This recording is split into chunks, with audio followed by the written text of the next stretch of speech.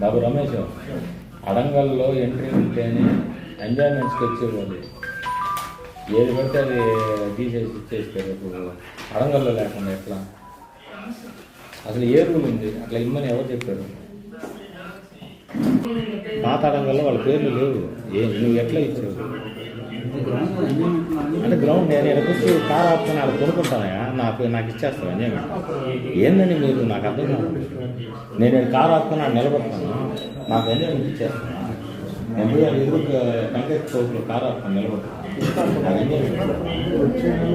Record ఏమిటి? Record అనేది అవన్నీ కాదయ్యా. నీ దగ్గర ఏంటి ఎవిడెన్స్? ఏంటి రికార్డెడ్ ఎవిడెన్స్? ఇప్పుడు వాళ్ళకి రీసెంట్గా అడంగల్లో వాళ్ళ పేరు లేదు, పాత అడంగల్లో వాళ్ళ పేరు లేదు. నువ్వు ఏం బేస్ చేసుకొని ఇచ్చావు? కట్టుకుంటారా? నేను కూడా పోయి నెల్లూరులో రింగ్ రోడ్డు పెట్టుకొని వస్తాను, నాకు ఇస్తారా? ఇంకెందుకు మనం డాక్యుమెంట్ వెరిఫికేషన్ ఏం చూసిస్తాం?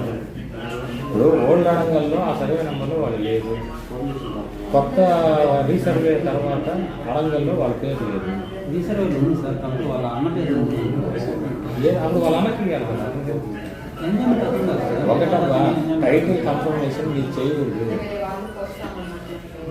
ఎట్లా పడితే అట్లా ఇవ్వద్దు. రికార్డెడ్ ఎవిడెన్స్ ఉంటేనే ఇవ్వాలి.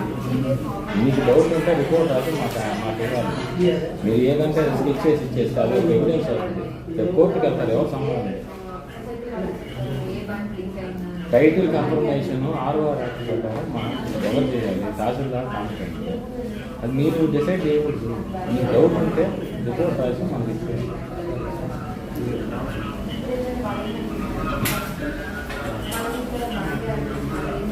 మనం లేకపోతే కాంప్లికేషన్స్ ఎక్కువ.